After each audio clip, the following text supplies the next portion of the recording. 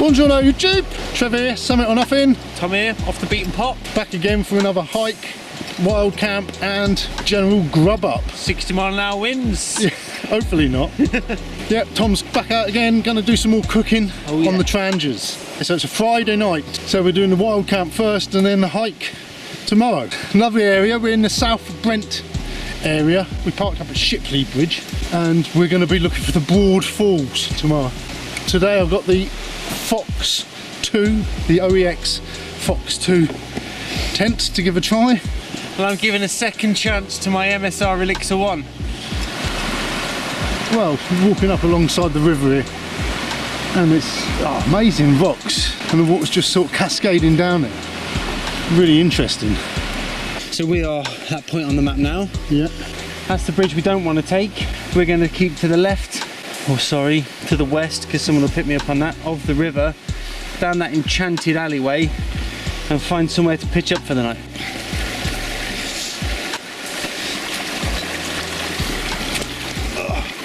Well, I got through that surprisingly easy with this big tent sticking out either side. Don't go in that.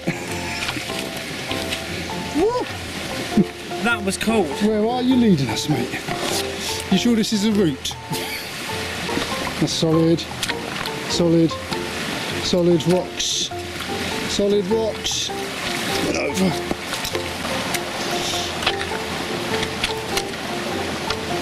That's gonna. There's a tiny rock next to the one you're on. Oh yeah, that's it. Knock it up there. Jelly. Isn't it? You're going in there. Yeah.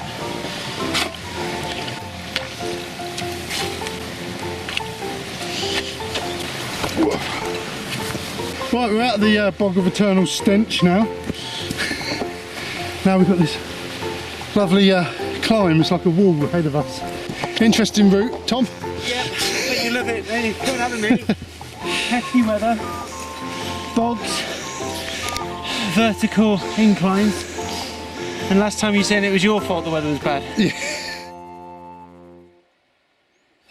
Well, it's been quite a climb for first thing on a Friday evening, isn't it? After our day's graft. But the view's opening up from here. Back down this valley. That's impressive. What you can't see now, just behind that hill there's the massive reservoir. Oh, is that the Avon? Yeah, Dam? yeah. It's quite impressive. You wouldn't expect it to be around the corner in somewhere like this.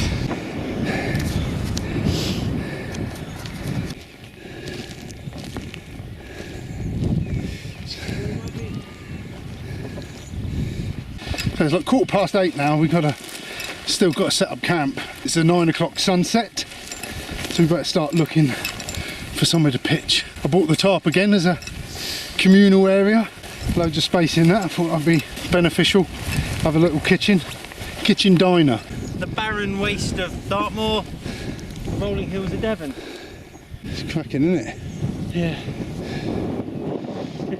Yeah, what do you reckon around here? Or? I think so. We'll have a scalp. Nice flat area sort of along here, isn't it? The wind is not due to shift or veer this time. No.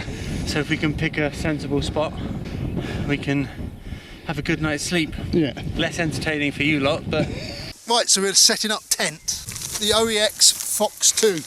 Phoxx with a PH.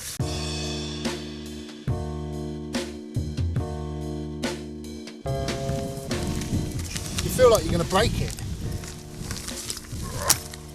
Yeah, it's ripped there. See, you've got a rip here.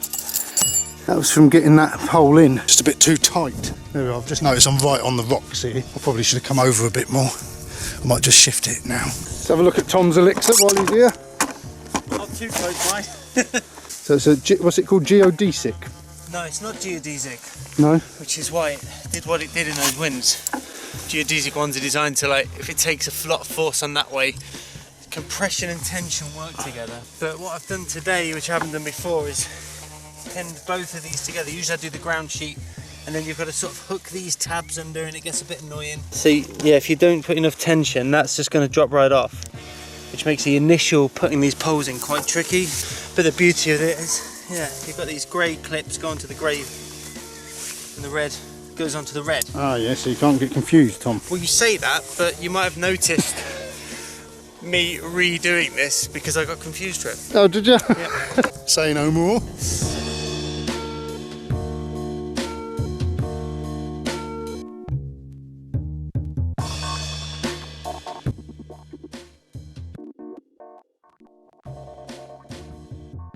So there we go, the Phoxx 2 set up. Don't look so good from this side. Looks alright to the other side. Let's have a look at this side. Here it is. Looks like a kite, doesn't it? We've got a kite and a sail. So yeah, we don't want wind tonight, do we? So I'm going to throw all my crap in there and yeah, should we put the tarp up here somewhere? Yeah. Set the tarp up there? Yeah. And get some food on. Right, this is the DD Hammocks tarp. Forget how big it is when it's packed up in that little bag and how thin it is, but it's real tough.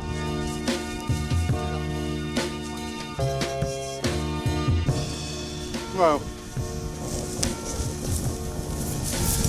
ish. So there's the tarp, there's the Phoxx. It looks quite wide from here, doesn't it? And then Tom's MSR. Base camp. This is base camp. So Tom, what are we cooking today? Cottage pie. I guess it's a two-parter. So there's like the main bit and the topping. And this is cottage pie. Cottage pie mix. I didn't tell you this over the phone. This is vegan cottage pie mix. So it's dehydrated soya mince. You wouldn't want to take a big bag of mince out, sweating next to your back. So that's why I've went with that. Generally with this dehydrated stuff, you want to rehydrate it.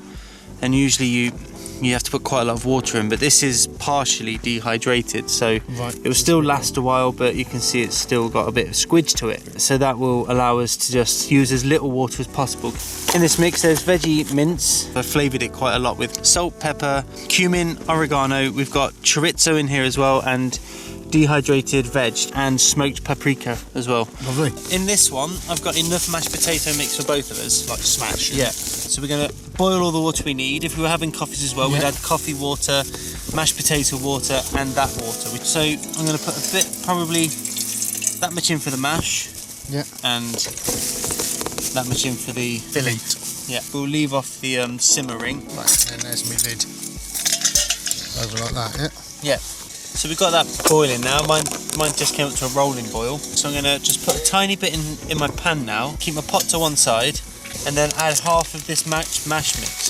It doesn't even have to be on the flame when you do it, it's just somewhere to put it. So fried cheese in this, we've got cheesy topping. Oh nice, I can smell the cheese in that.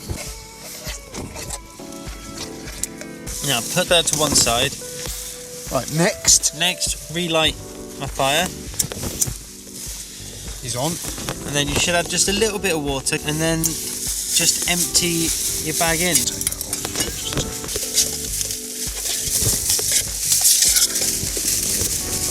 In. So now you want to stir in the water, make sure you see that all of it gets wet. Oh, there's loads of nice smells coming out from there, Tom. Yeah, and as well, you might, again, to up your protein intake or your calorie intake, you can always add a bit of olive oil, which I'm going to do, just because, as you've noticed on my channel, I add it to everything. Go on, stick a touch in there. Yep. So yours is sizzling away there, Tom. So once we've got this stirred and the heat's right through it, we'll put the simmerings back on, add the potato topping, add the lid, and then that's it. Bake it. That's it, yeah. But what I'm going to do to add to mine as well is add a bit of Worcester sauce. Yep, I'm all over that, mate. But I'm also going to add, because I'm a bit of a fan of it, jalapeno Tabasco sauce. Yes, go on, try a bit. Because last time we forgot to do that completely, didn't we? Yeah. So mine's steaming away nicely now. I'm going to put on my simmering, just over half. Pat it down flat. Put it on, flatten it down. That's what Tom told me to do. That's what I'm doing. So yeah, put your lid, as in your potato lid, and you're just going to spoon it on and spread it out as best you can. Okay. It's almost got a lid on it. A potato lid. So there we go, that's got my potato on top. So it's doing its job. So we're done here, haven't we, Tom? I believe so. It's all been simmering, cooking nicely, melding together. We've kept the lids on just to make sure that potato gets nice and hot. But before you tuck in... Oh, what's this? Dried onion. Oh, what a touch. And then we're about ready to eat. Tom, that is absolutely handsome. Yeah. Got a bit of a kick with that jalapeno as well. I didn't realise how hungry I was until then.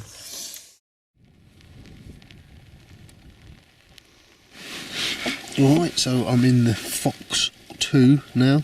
There's a lot of mesh in here, so it's not the warmest skin, but it's quite a mild night tonight, so it's fine for that. How you getting on with your tent, Trev? Yeah, it's alright, mate. It's a lot roomier than I thought it was going to be. Yeah, you were saying that you were worried about being pinched in a bit. Yeah, when I was just sort of sat in the doorway, it did seem really small, but now I'm in here, it's not a bad size.